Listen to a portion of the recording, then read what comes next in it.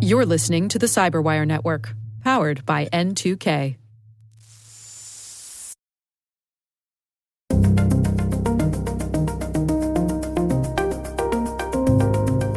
Hello, everyone, and welcome to N2K Cyberwire's Hacking Humans podcast, where each week we look behind the social engineering scams, phishing schemes, and criminal exploits that are making headlines and taking a heavy toll on organizations around the world. I'm Dave Bittner, and joining me is Joe Kerrigan. Hi, Joe. Hi, Dave. And our N2K colleague and host of the T-Minus podcast, Maria Vermazis. Hello, Maria. Hi, Dave, and hi, Joe. We've got some good stories to share this week, but first, let's get to our follow-up. I want to start off with some, Maria, Joe, I think it's fair to say one of my favorite things to do on this show is to poke Joe. Yes. No. Because I don't know. Joe, Rage-baiting Joe? Would it be fair to, would you, in your list of ways you describe yourself, would one of them be excitable? Yes. I would say excitable. I'm easily triggered, if that's what you mean. Yeah, sure. So there are things that really make me angry. I was thinking about Grind your gears. Grind my gears. I was thinking about you the Things other day. I hate. I was scrolling through the old Book of the Face. And along came something from the good folks at the Merriam-Webster Dictionary. Mm-hmm. And they said, okay, we promise this isn't rage bait, but the word irregardless has been used since 1795. This is just a fact.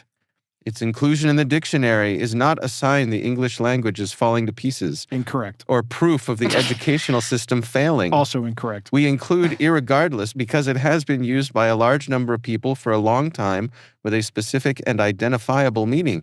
The fact that the word is generally viewed as non-standard or as illustrative of poor education is not important. Dictionaries define the breadth of the language and not simply the elegant parts at the top. Irregardless, we're sorry and or you're welcome. Yes, that's very funny, Merriam-Webster, presiding over the decay of the English language. No, I get their point. Their point is that language adapts over time and people change it. Right. And I heard a linguist talking about Appalachian dialect. Oh. Appalachian dialect. Yeah. And I have family that's family members that are Appalachian and sometimes throw out Appalachian dialect words. And one time we were, after hanging out for them for a while, I actually used the word throwed in a sentence instead of through. I said throwed, which I don't like doing, but because I had been steeped in the culture for a couple of days, it rubbed off on me a little bit. And of course, my son, everybody stopped, and my son looks at me and says, "Did you just say throwed?" They were waiting for their chance to pounce on you. Right, they did, and they all start laughing. And I said, and this is probably one of my son's best jokes in his entire life, but I said, you know what? I'm just going to go off and live in the woods, and I'm not going to talk to anybody else. And my son goes, "All right there, Henry David Throwed." Wow. Oh, nice. Wow. Yeah, he was like 12 when he made that joke to Dang. me. Wow. Surprisingly well-read 12-year-old. Jeez. Wow. I got to hand it to him. Yeah, that was a good joke. That's pretty good. I was mad, but That's I did pretty compliment his wit. I said, that was a good joke. All That right. is a good one. Yep. Well, next week we'll do decimate. All right. Yes. So Oh, no. we've moved on from chickens to grammar curmudgeons, okay? Well, speaking of chickens, Joe, I saw your lovely bride posted a photo on Facebook. Yes. Your chickens have been extra bountiful. Yes, they've been very busy. And I went out there one day, and there was this huge egg in one of the nesting boxes. And I'm like, man, this must have hurt. You know, Do you think, did an ostrich come visit? it was not that big, but maybe a duck that lays colored eggs. Yeah, because okay. all my eggs they're not white. They're brown, green, pink. They're getting ready blue. for Easter. Yeah, actually, two of the birds we have are called Easter eggers. There you go. I couldn't tell you which ones they are. Because I haven't watched them lay eggs. But two of them are Easter eggers, two of them are olive eggers, and two of them are Americanas. Okay. And they are true Americanas. They match the breed standards. So I may set them aside for a little while and take some of their eggs and try to breed these chickens. Huh. See if I can just make Americana chickens. Okay. And who knows, if I'm successful, I might have some chicken down the road. To eat, I mean. Yeah. Yeah. Mm-hmm. I don't know how prepared I am to do that, though. Yeah. But we'll find out. Pets or food. Yes. So my wife cracked this egg open yesterday morning, actually, and it was a double yolk egg. So there were 2 yolks inside, which is amazing. Yeah. Lucky. The yolk was on her. So, of course, me being the chicken nerd that I am, I immediately go to, would this have been a viable egg? Would this have been twins? Would this have been 2 chicks and 1 egg? Right. What would have happened?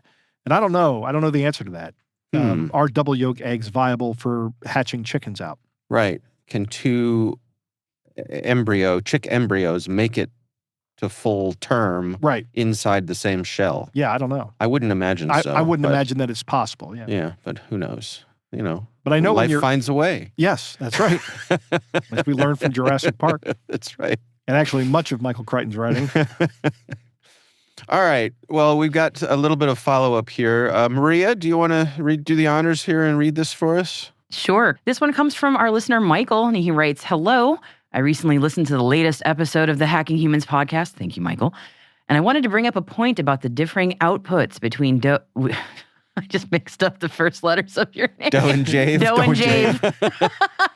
Between Joe and Dave on ChatGPT. Interestingly, this AI platform allows users to modify the personality of the model. For instance, I made my chat box witty but strictly objective. This might have influenced the differences in their outputs on the show. Very respectfully, Michael." Gentlemen, what are your thoughts on that one? Entirely plausible. Yeah, I think so. And have you done any modifications or?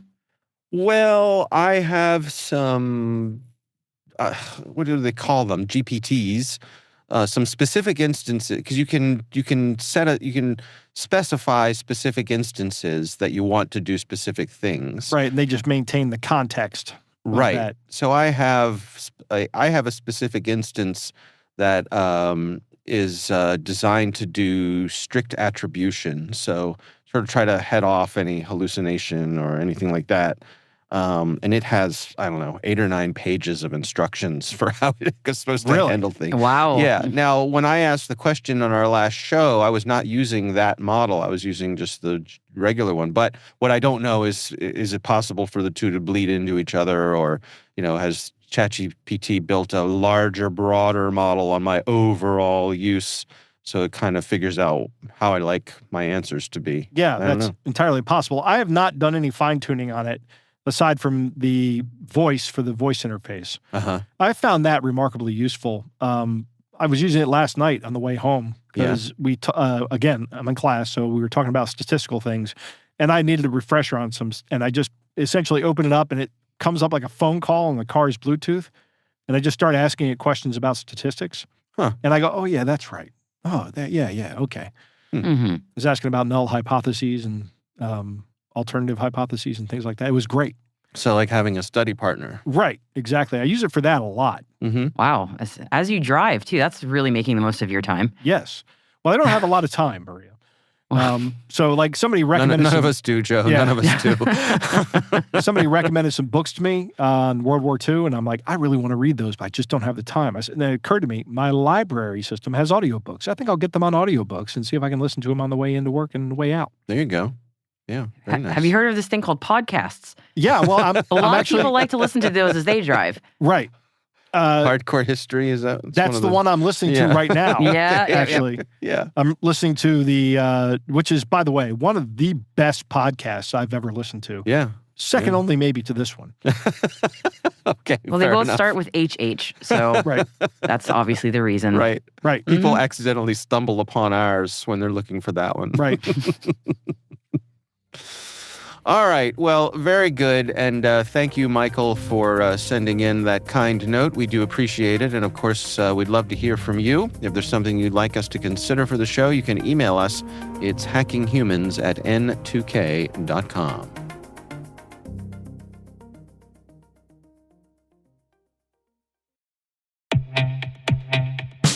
Every attacker counts on one thing: environments that trust too much. ThreatLocker closes that gap with default deny at execution. Unknown software? Blocked. Trusted apps? Contained with ring fencing. Configurations?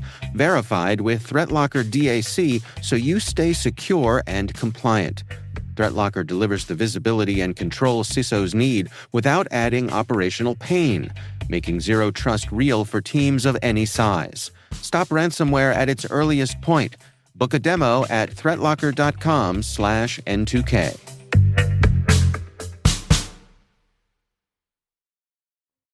All right, let's get to our stories here this week. I'm going to lead things off for us. My story comes from the folks over at The Register, and it's an article about payroll pirates and business social engineering. So I think when most people think about cybercrime, they're probably thinking about ransomware or maybe phishing emails. But this particular story starts with something a little more ordinary, which is a phone call to a help desk. Who makes the phone call? Well, we're going to get to that. Okay. So back in December of 2025, so last year, a couple months ago, there was the threat research team at Binary Defense. They call themselves ARC Labs. They investigated a case, that John Dwyer, who is the company's chief technology officer, says should get every organization's attention. So this had to do with a physician, a doctor. His paycheck was quietly redirected into a criminal's bank account. There was no malware, there was no flashy exploit, just pure social engineering and some weak processes within the organization. So the attackers began with compromised credentials that were tied to a shared mailbox at a healthcare facility.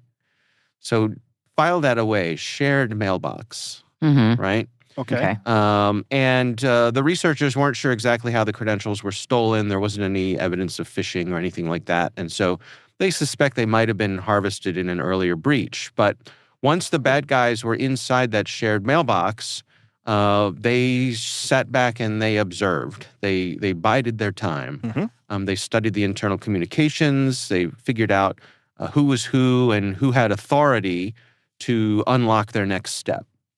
And once they figured that out, they called the help desk. And the caller claimed to be a physician who was locked out of their account and unable to see patients. So what do we got here, Joe? We got a very urgent call. Right. That is, the time horizon is now. Yes. Yeah.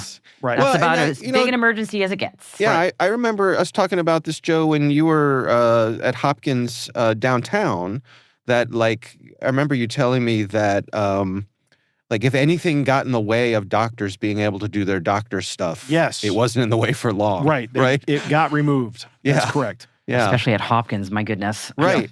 So this is an urgent call. The names all matched, the access level checked out, and so the help desk reset this person's password and their multi-factor authentication. And just like that, the attacker had full access to a legit account. From there, the hacker authenticated through the healthcare's virtual desktop infrastructure. They registered new devices. Then they logged in and they changed the direct deposit details to an attacker-controlled account. So basically what happens is whenever this physician gets paid, the money, instead of going to his account, goes to the bad guy's account.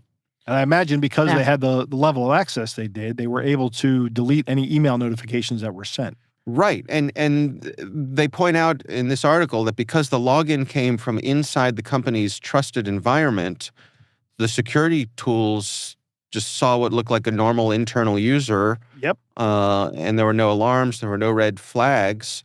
They were only tipped off when the physician called and said, "Why haven't I been paid?" Yes. Where's my money? Oh, my God. Yeah. Right. So I think the point here is that in this case, it wasn't just about hacking systems. It was about hacking identity. Right. And they're talking about how a lot of organizations consider identity to be the new perimeter. Yeah. When the attackers come after a trusted person, the perimeter defenses might not matter. Yes, absolutely. Yeah, because I was thinking as you were describing this, I'm going, this almost sounds like you could describe it as if it was like an insider threat, but it's not. That's not what an insider threat means. But if this was a legitimate person with bad intentions, it sort of would match that kind of idea of you wouldn't see the call coming from inside the house. Right. Right. Yeah. So it's a way that the bad guys were able to get in and pretend to be the insider, which in a way makes it an insider threat. It's a threat from someone who has insider access and privileges. Yeah, but they shouldn't be there to begin with. They've already made the intrusion. Right. Yeah, it's not a disgruntled employee, which is like that classic insider, but it's a bit of a Russian nesting doll situation. Yeah. Yeah. So I want to swing back around to this notion of shared mailboxes. They say that shared mailboxes create risk because if one set of credentials is compromised, that can be a launch pad for all sorts of impersonation and privilege escalation. And I think a lot of organizations use, shared mailboxes for convenience. I know we have a couple that we use, here for CyberWire stuff, for landing places for people sending us PR things. And, there's all kinds of things. But it has been years since I did any Exchange or email administration. Yeah. But what does a shared mailbox get you that an alias or a mailing list doesn't get you? Like, you can create in Exchange and Outlook, you can create a mailing list, right, that then just sends email to whoever you need it to go to. Yeah. And I'm wondering if even if they had compromised an email account that had access to or received mail from that mailing list, would the outcome have been the same? Is the setup for one significantly easier than the other? Yeah, I don't know. Is it just Yeah. friction for the process? I'm wondering. Yeah, I don't know. I think setting up a mailing list is very easy. But I guess the thing that maybe having a shared email box lets you do is that any of the people who have access to that email box can email from that email address. Right. And then they Right. can... Everyone can see what's been sent. Exactly. Or read. Yeah. Right. Yeah. Right. And I'm Which- also imagining a mailing list requires more maintenance from the IT team because people have to be added and removed all the time, right? As Yep. employees come and go. Shared inbox. Hey, a new person just joined. Here's the credentials for the shared inbox. Just add it to your account or something. Right. It's much Right. less overhead. Right. But in this case, it was a window into the organization. Right. And their processes. Yeah. And let Yep. them gather all that information to then go after a high value target. So they also point out, they say, obviously, payroll and HR platforms are high-value targets, and direct deposit changes shouldn't be considered just administrative updates. They are financial events, Mm-hmm. so they should trigger some kind of red flag or extra level of scrutiny. They say that organizations should treat payroll changes like wire transfers with confirmation mechanisms, temporary holds, and fraud review workflows. So I think that makes sense. They said the technology to do that already exists. The gap is often process. I think that's right on. Yes. Yep. That I'll agree with that is often the 100%. case. Yep. Yeah. Yeah. And then finally, they say when criminals target paychecks, every employee on earth becomes a potential victim. Yeah. And yeah, that's true. It's true. All right. That's my story for this week. We'll have a link to that in the show notes. Maria, what do you have for us? Oh, I love this story. It's about authors and artists. So this one makes me happy, but sad that it's happening. But so this story actually comes from the New York Times via a first-person story from memoir author Dan Barry, who was talking about something that he flagged very quickly as a scam when he started receiving very flattering emails about a book that he had written 20 years ago that was long out of print, praising his work in excruciating or impressive level of detail. And in these emails that he was getting, he was also receiving offers of complimentary help to promote these books. And for a split second, he was going, oh, someone is finally recognizing the genius of this old work of mine that's been long put in the garbage bin. My talent! Right. But thankfully, within that split second, he went, oh, this has got to be a scam. I mean, he identified it right away. And he figured that out well, which is how this article starts. But his main question was, why? Because, authors famously have a lot of money. Right. So Yeah, they're loaded. Every one of Yeah. them is just like Stephen King. Millions of Yeah. dollars piled up. Yeah, Yeah. to just go after people with no monies. So he was just wondering why and how widespread of a problem is this. So he did some digging into specifically the world of scams targeting authors. And he found that the scam method, of course, using AI to blast these out en masse, was that they do often open with these very polished, personalized email about work that has often gone unnoticed with very specific themes from the books. Sometimes it's been pulled from blurbs or reviews if some exist. Other times it's just, I don't know, if they're just finding a preview somewhere. And then these emails will impersonate real publishing professionals and organizations, and on top of it, will link to very legitimate-looking fake websites that impersonate legitimate institutions. So one of the ones that he found in his digging was one called it was a National Book Foundation website, but the site was totally fraudulent. But if you looked through it and clicked around, you would have no reason to think that this was fake in any way. And over the course of many different levels of correspondence with these scam emails, you'll eventually get to the ask, which is, of course, for money, a substantial fee for marketing or proofreading or some such service that, of course, was never actually rendered with a person that doesn't actually exist. But, of course, there is a money ask in this because real foundations that do these things don't offer such services. But anyway, of course, if a person does actually pay the small fee for marketing or whatever, the victim then gets completely ghosted and nothing is ever given to them, and the fee is just taken and the scammer runs with it. And it was just interesting that apparently in the publishing world, there are so many different variations on this, but they all sort of follow that same script. But different flavors of this one can be fake literary marketers that are promising exposure, everyone's favorite word in the arts world. Right. Private reading communities that sell positive reviews for a mere $20 per review, which sounds like really easy marketing fee. Honestly, that's pretty cheap for a marketing fee. Fake book clubs that charge appearance fees. That should never be a thing, but yes, that's a thing that these scammers are saying. Impersonations of famous authors that are offering mentorship. Again, not a thing that ever should be offered for a price. And then there's even bogus republishing deals with fake licensing or insurance fees. So if you're a self-published author, which there are many in this world, and there's nothing wrong with that, a lot of times it seems sort of a mark of legitimacy if you then get picked up by a real publishing house.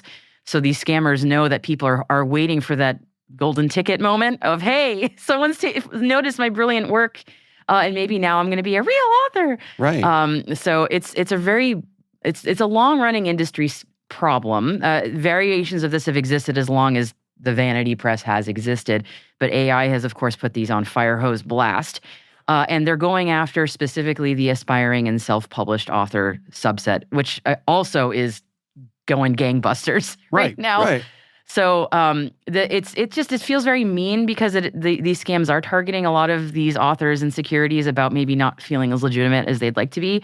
And then a lot of times these folks are working in isolation and or don't really know how the legitimate market is supposed to work, because there's a lot of communal knowledge that gets shared, I think, by quote-unquote legit published authors that self-published authors don't get access to. So it's just like, it's amazing that just these little $20 scams here and there are, I guess, adding up enough that scammers feel that this is worth going after. But there's a little layer to this that I wanted to also mention, that this is certainly not the only industry that I really would not have expected to get hit, but is. Apparently, medical professionals and scientific research communities have also been getting hit with scams like this for a lot. I think we've talked about this a little bit lately about fake scientific papers or journals soliciting lower level academics for them to submit their papers for a hefty fee. I think, Joe, you mentioned that. Yeah, this has happened to me. I got published a few times when I was working at Hopkins. Yeah. And as soon as I got my first publication into a real conference proceedings, I started getting emails from all over the world inviting me to submit papers to obscure conferences. I just ignored them. Yeah. And that was, I see a lot of chatter on social media about this, especially from the scientific community, that they're getting multiple of these scams a day. But the being asked to speak at conferences that don't exist scam apparently is the sort of new twist on this one. And it is getting some folks because, again, the websites for these conferences, even legitimate conferences, the websites aren't always that great. So a sort of weird-looking conference website is not always a tell. But people are flying to these locations all over the world and showing up for a conference that doesn't exist on their own dime, of course, and finding out when they arrive at the hotel to speak that the hotel's like, what conference are you talking about? We have no such record of that here. Or worse, the hotel itself doesn't exist. I've heard a few of that one as well.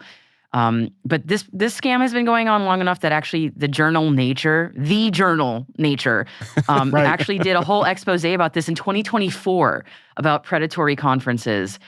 So it's just, again, it's just getting a lot worse. And people have been saying, oh yeah, I used to just be able to ignore these, or my spam filter would catch them and they would never make it to my inbox. But now people are getting flooded with them practically daily because I guess spam filters aren't able to keep up or recognize with the sophistication that these campaigns have now that they are spammy. So the personalization at mass scale is just making it very difficult to stop these scams in their tracks. So it's preying on people's hopes and ego and a little bit of their fears, but mainly that vulnerability that I need to be recognized for success. Yeah. And that's just a very hard one to get around because people's livelihoods depend on that level of recognition. So, well, I was wondering, is there a certain degree of pre-filtering that could happen here? And I don't want to be unkind, but a person who self-publishes already believes that other people are interested in what they have to say. Right. Right? Right. Maybe. Well, but So they also have sales numbers. Yeah. Because you can self-publish a book with Amazon. They'll actually print the book up and sell it to people. Yeah. And of course, you can sell it on their platform as well, their Kindle platform. Right. And then they never have to print anything. Right. But and there's print-on-demand publishers that'll just do as many as are ordered and so on. But I guess my question is, if you're already primed to think highly enough of yourself that other people are going to be interested in what you have to say. Yeah. Does that prime you for these people coming in and reinforcing that notion and saying, people really do want to hear what you have to say? Well, yeah, I could see that. I could see that. I've used self-publishing before. I have books published that way, mainly because I just don't want to try and go through the actual extraordinarily arduous process of working with a publisher. Right. Because that is just an incredibly difficult process that takes super long time, and I'm impatient. Yes. But I would, if I got an email like this, I would go, this is definitely not legit because there's no way anyone would have heard of the stuff that I did. But there are many people that I think you're absolutely right, Dave, would go, oh, yes, this is that moment I've been waiting for. I just knew someone needed to recognize my brilliance. So I get a version of this in my inbox probably 2 or 3 times a week. And it's podcast related. And you've probably seen this too, Maria. All the time. It says, hello. Time as well. Do you get them, Joe? Yeah, I get them on LinkedIn. People. Okay. Oh, I get them in my inbox and it says, hello, Dave. Just the other day, I was listening to your podcast, Hacking Humans. I particularly enjoyed the part where you talked about scams and frauds. I'm wondering if you're interested in marketing this to more people. Let me know. And so they're all the exact same template. Right.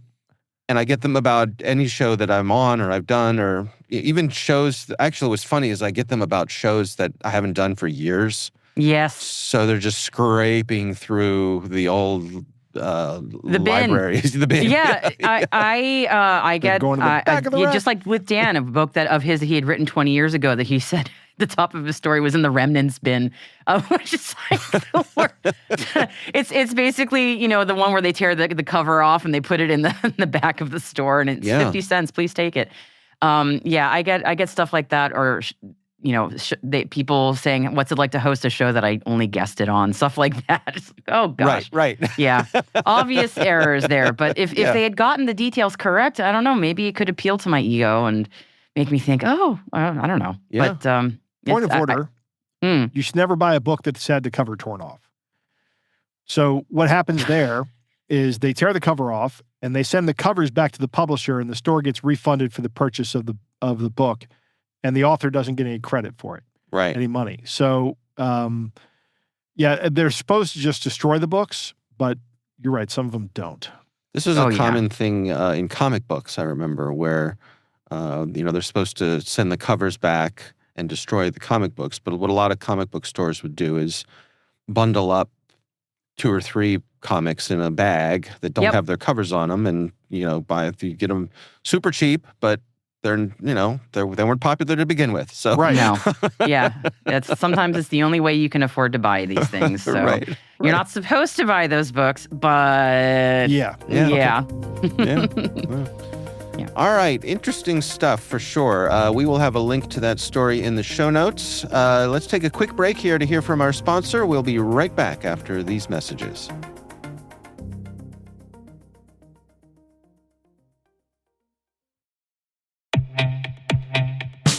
Most environments trust far more than they should, and attackers know it. ThreatLocker solves that by enforcing default deny at the point of execution. With ThreatLocker Allow listing, you stop unknown executables cold. With ring fencing, you control how trusted applications behave. And with ThreatLocker DAC, Defense Against Configurations, you get real assurance that your environment is free of misconfigurations and clear visibility into whether you meet compliance standards. ThreatLocker is the simplest way to enforce zero-trust principles without the operational pain. It's powerful protection that gives CISOs real visibility, real control, and real peace of mind. ThreatLocker makes zero trust attainable even for small security teams. See why thousands of organizations choose ThreatLocker to minimize alert fatigue, stop ransomware at the source, and regain control over their environments. Schedule your demo at threatlocker.com/N2K today. And we are back. Joe, you are up. What do you got for us? I got some good news today, Dave. I don't know if it's all good news. I mean, it's not as good as I'd like it to be, but it's pretty good news. Okay. So a while ago, we were doing stories on gold bar scams. Yeah. And here's how this works. You're usually the target is an elderly person. They get a phone call or an email that says, hey, your bank account's been compromised. You need to give us custody of all your money, but we want it in gold. That's the best way for you to move it to us. So we're going to have a courier show up at your house, and he's going to take your gold and keep it safe for you. Mm-hmm. And of course, the gold is gone when you give it to him. We were wondering, what happens to that gold? Where does it go? Right. Well, there are some gold bar scammers getting busted. And a lot of this is happening out of Texas. And I looked on the FBI's website. They had stories about the Maryland scams, but they're happening everywhere. But on January 29th, there was a raid at two stores, one in Irving and one in Frisco, Texas, which are both suburbs of Dallas. Mm-hmm. And they raided these jewelry stores and arrested two people and took a bunch of gold and cash into custody. And across Texas, depending on which story you read, the victims have lost somewhere between $55 million and $74.5 million dollars in these gold scams. So the Texas, the Collin County Sheriff was very interested in busting some of these guys. The federal, state, and local police were all involved in this. And they set up a task force from the Collin County Sheriffs and began arresting suspected couriers around the Dallas-Fort Worth area. And they were charged as part of being part of this scam. And eventually, they wound up getting into the network here, and they found out that these stores were buying this gold from the couriers and then melting it down into jewelry, primarily bracelets, or they were exporting it from the country. They were sending it somewhere else. Mm-hmm. So in this first raid on the 29th, 3 people were arrested, and they had an armored car come and haul away all the evidence. But they also got some forensic evidence, and they exposed more of the network. Oh, okay. So on the 25th of February, there were 3 more raids of one of a company called Malani, M-A-L-A-N-I, Jewelers. They had a location in Decatur, Georgia, and Richardson, Texas, also a suburb of Dallas-Fort Worth, and the Orlando Gold Refinery in Florida. Okay. They conducted these raids and arrested 20 people. And again, they said that the stolen gold was subsequently sold to these jewelry stores, including Malani Jewelers and Salma Jewelers, which is I guess one of the earlier rated ones. I couldn't find a reference to it. But these companies were also accused of operating illegal gold melting operations. Huh. Now, I didn't know that was a thing. I didn't know that was a thing either. Huh. So I looked up the illegal gold mining. I actually asked Google, is it illegal to melt gold? Yeah. And it is generally not illegal unless there are a few restrictions. Like there are some gold coins you can't melt. Mm-hmm. For jewelry and scrap, there's no federal regulations. But if you intend to commit fraud of any kind, that's illegal. Yeah. So also, by the way, melting pennies is now illegal. Old pennies. Really? Yeah, because an old penny that's made out of solid copper is now worth more than 1 cent. Oh, yeah. So that's been illegal since 2007. It's interesting because as you were describing this story, I was thinking that gold is kind of, I don't know if it's singularly unique, but I guess any of these precious metals that you can alter their form without them losing any value. Right. Right? Mhm. Which you can't Yeah. do with paper money. You can't Correct. do with a painting. You can't do with a diamond. Right? Yep. But gold, you can just melt down into any shape you want it to be. That's right. And it's just as valuable as it was before. In some cases, Yep. more valuable because you're Right. paying for the artisan and craftsmanship. The jewelry business is tough, Dave. It's very competitive. There's lots of jewelers out there. Yeah. So if you can eliminate, the cost of gold and just scam people out of their life savings and get that gold, Yeah. then you've really made this an all-profit operation. Well, and there's so many of these cash for gold places that have popped up all Yeah. over the place. Like, That's always a sign of things going super well. Right. right. Well, here's a Yeah. place for you to liquidate your assets Yeah. for cash. Your I stolen remember when goods. it seems to go in cycles. They pop up when things are going super well, and then they go away, and then they come back again when same things happen. Right. Yeah. So, Yeah. I mean, it is a challenge. I know, the when my father passed away, he had some gold things, from my mother, and it's hard to know what the right thing to do with them is, because it's one of those situations where, like, I don't know anything about jewelry, Right. so how do I know? How do you find someone who you can trust? And so, you ask around, and hopefully you know someone who knows someone, but I don't trust anybody in the jewelry business. no. I just don't. Okay. And my wife and son have both been in the jewelry business. And, we were having a family conversation one time. I'm going to try not to read into that too much, Joe, because or so they said. a little bit of a needle scratch right there. They both Gonna say. work for retail jewelers. Uh-huh. So they knew they had, they got the gemology certificates and everything. But Yeah. one of the things my wife was absolutely insistent upon, and my son as well, is they were both saying you can't stamp gold that isn't 14 carats with a 14 carat stamp. And my father-in-law and I both looked at the first conversation we had. I said, I guarantee you can do that. I absolutely guarantee you can stamp. I could stamp aluminum with a 14 karat gold stamp. Right. I'll bet I have no problem doing that. Okay. Give me a 14 gold stamp, a 14 karat gold stamp, and I will stamp whatever you want. I'll stamp a thing of cookie dough. with Wait, it. Joe. I think that.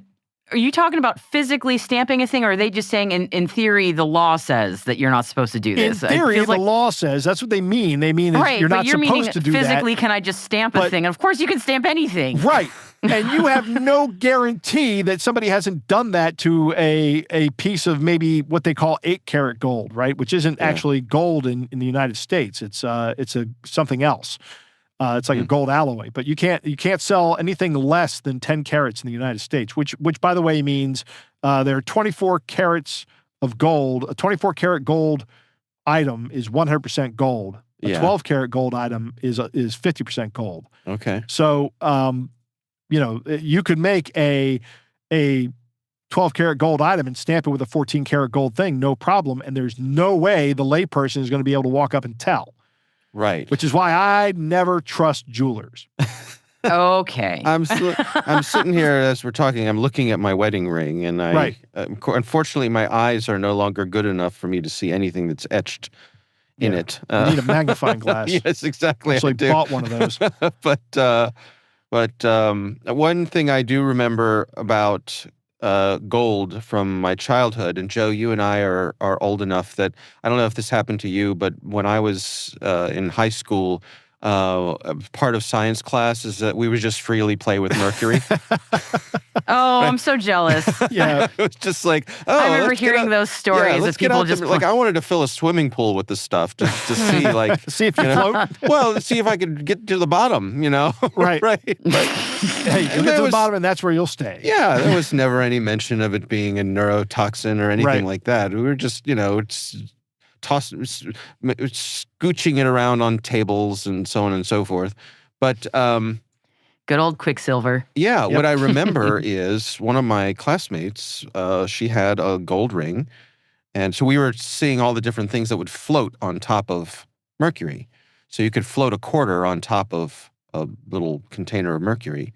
So she took a gold ring and put it in the mercury and did not know that mercury and gold are reactive Right. to each other. And mercury will dissolve gold. Yeah. In this case, it just made the gold highly brittle. Oh, really? Yeah. So she took the ring out. Like it doesn't like it bubbled and, exploded or was a big flash and Right. a puff of smoke. It didn't seem like anything was wrong, but when she took the ring back out, wiped it off with a paper towel and then went to put it back on her finger, it just cracked and, Yeah, well, and the- fell Wow. apart. The gold is Wow. a flexible element. Yeah. So you take It's, that out. and- it's soft, yeah. Right. Right. So it turns out there is a process Actually- by which you can get your gold back, but it is neither easy nor inexpensive. Right. So we Is all it learned a valuable alchemy? lesson that day about It's alchemy. You take some lead, and then you have to give up something of equal value.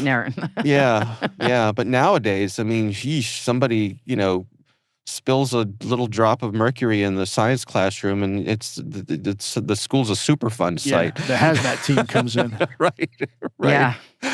No, I never got to do that. I remember my science teachers telling us that we used to do stuff like that, Yep. but we learned that was a bad idea. Yeah. I actually didn't get the opportunity to play with gold or mercury, but I did get the opportunity to have radioactive elements in the classroom. Yes. Those old science kits that came with them. Yeah, Yeah, we had made wine. I think that's probably a bad idea that we did fermentation experiments to Yeah. make bad wine, but that was but probably you a can bad also ferment other stuff. You can ferment milk into cheese Yeah. pretty easily. Yeah. Lots of things you can do that with. but we did grape juice, and I'm looking back on it, I'm going, yeah, we could have done cheese. Probably we could have made wouldn't- yogurt. Yeah, Right. probably wouldn't float these days. I remember, I remember in elementary school, a kid brought in a shotgun for show and tell. That is the most American thing I can possibly think And of. nobody thought anything of it. Like, Of his, course like not. his dad came in with the gun, so it was all, Oh my God. it was all just America. Oh, yeah. It's like, this is a Winchester, Ot 40, or I don't know anything about guns. Oh not a my shotgun. God. So I asked my father. My father had this old replica of a Kentucky war rifle. Uh-huh. It was a black powder gun. It was I think it was 45 caliber, so it wasn't actually a real Kentucky war rifle, which are 50 caliber. And I said, hey, I'm going to do this at show and tell. I have to, or not show and tell, it was a instructive speech how to pack and fire a black powder rifle. Uh-huh. Can I take the gun into school today? Right? Because I had already had plans for this, right? And Right. I didn't clear it with him until the day of the, Sure. the day of the speech. And my dad looks at me and goes, what are you, nuts? No, you can't take a gun to school. And then, of Well, course, not anymore. yeah. Oh God. When I went to high school, did you have this? I went to high school in eastern Montgomery County, Yeah. which was very rural when I was growing there. Yeah. And you'd pull up to the school like in October, and half the pickup trucks in the parking lot had shotguns or Yeah. rifles in the Yep. windows. That Oh, was the yeah. case even for me in the early 2000s in Massachusetts, where I grew up. Right. Which sounds nuts given our gun laws, but that was actually when hunting season started. That was pretty normal, and I Yeah. can't even imagine that being a thing now. And if I'm not mistaken, the gun racks in the window were to comply with state law. That if you had a gun in your window in your car and you were going to go hunting with it, you had to have that gun visible Yes. for when you got pulled over. Yes. Yep. Yeah. That is true. I know, for example, in Virginia, our neighboring state to the south, that's true with sidearms as well. Like if you're traveling with a sidearm, it has to be in a place that's visible.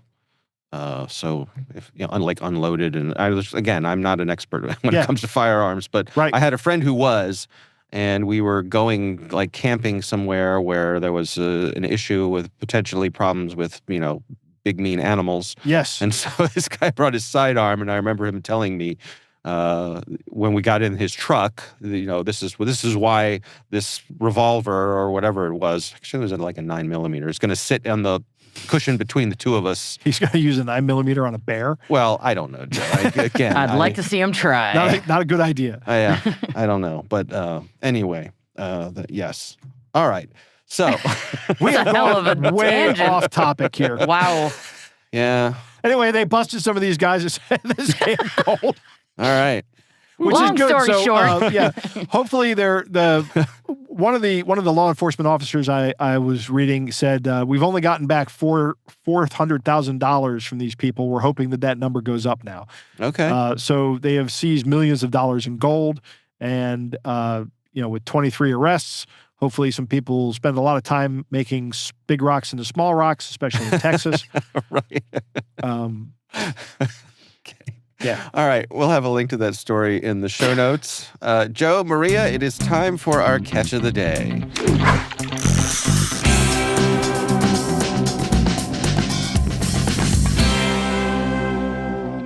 Dave, our catch of the day comes from the Scambait subreddit. Keanu Reeves wants to talk to somebody. Oh, Keanu! That's right. So turns out in this case, Keanu really wants to talk to you, Maria. Oh, me? Yes. Oh my gosh. And so why don't you read the part in blue here? I'll be Keanu. I'm such a fan, Keanu. Okay, so hello. You said hello in my X feed. Any reason you reached out to me, smiley face? Yes, dear. I said so. How are you doing today? I'm fine. And you? Nothing, actually. I was absolutely going through some profile things before I came across your wonderful profile here on X, and also your passionate compliment and with likes on my fan pages. Hope you don't have any problems at all if we had to get to know each other better, because I guess that you must be surprised communicating with me and also receiving a reply from me.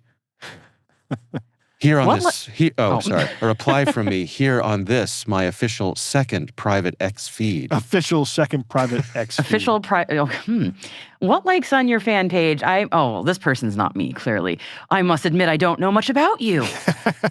Okay, that's nice. What is your full name, sweetie? I am Keanu Reeves, a Canadian actor, musician, and producer renowned for my best roles in major action franchises like The Matrix and John Wick. I was born in Beirut and raised in Toronto, and also overcame a challenging childhood of dyslexia to pursue acting, gaining fame for my versatile performances in both blockbusters and independent films. You didn't answer my question? Haven't you watched a movie called Matrix or John Wick before? No, I think I saw you in Brokeback Mountain. My friend's daughter watches SpongeBob, and I think you're in that one. And I saw you in a film with Diane Sawyer, R.I.P., sad face, Jack Nicholson, and Frances McDormand.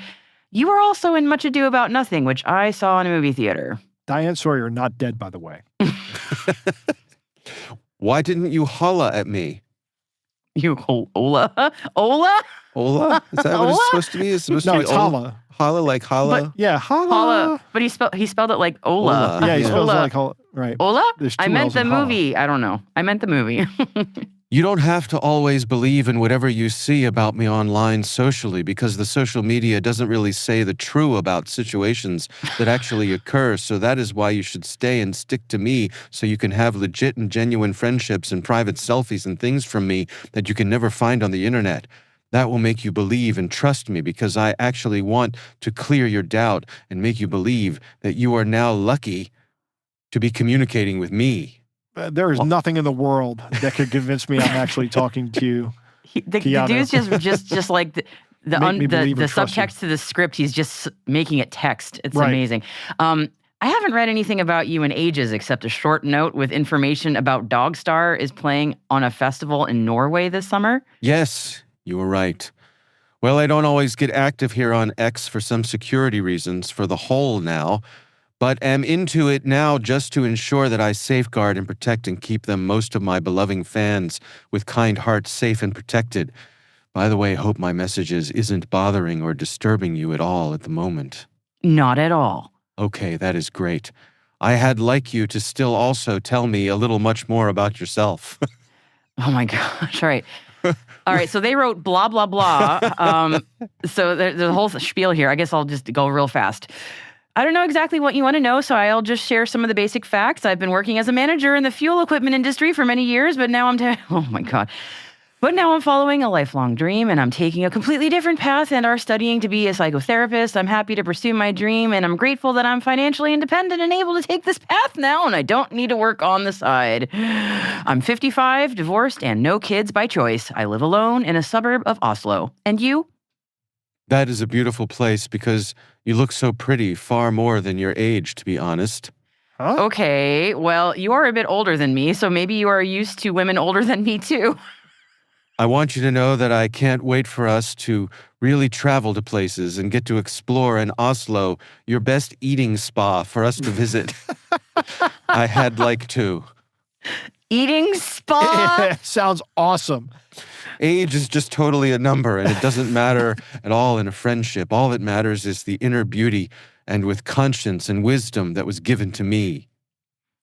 Eating spa? Whenever I feel like eating what is light.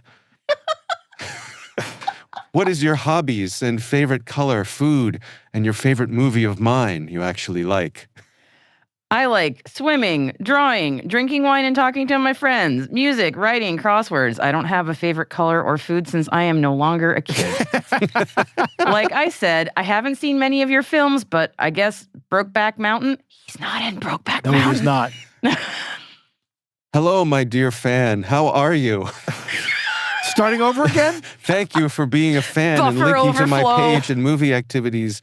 God bless you. I sent you a request on here. You're a very beautiful woman, and you seem like a nice person that I would love to know more about because I always see your comment and likes on my X. Most of my fan pages post nature has a reason for all purpose. Don't worry, as time goes on, we would actually get to interact well and know each other better if you won't be a problem with you, my dear.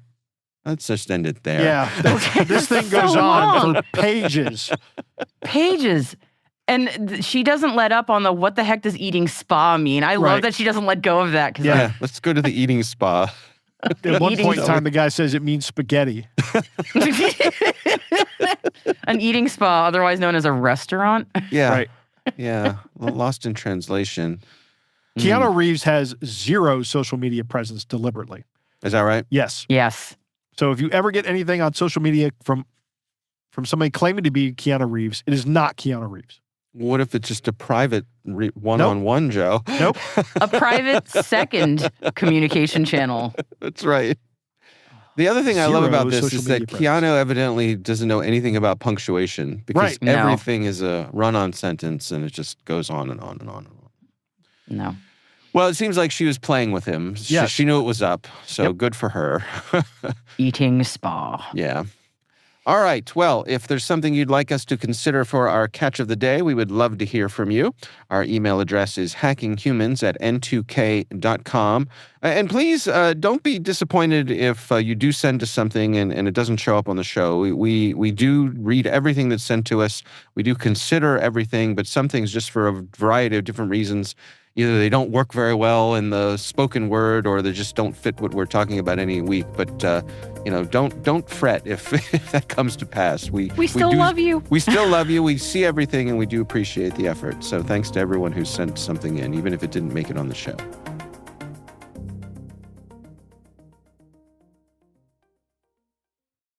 Most environments trust too much, and attackers know it. ThreatLocker enforces default deny at execution, blocks unknown apps, and limits what trusted apps can do. Stop ransomware at the source. Get your demo at threatlocker.com/N2K. All right, that is Hacking Humans, brought to you by N2K Cyberwire. We'd love to know what you think of this podcast. Your feedback ensures we deliver the insights that keep you a step ahead in the rapidly changing world of cybersecurity. If you like our show, please share a rating and review in your favorite podcast app. Please also fill out the survey in the show notes or send an email to hackinghumans@n2k.com. This episode is produced by Liz Stokes. Our executive producer is Jennifer Iben. We're mixed by Elliot Peltzman and Trey Hester. Peter Kilpie is our publisher. I'm Dave Bittner. I'm Joe Kerrigan. And I'm Maria Varmanzis. Thanks for listening.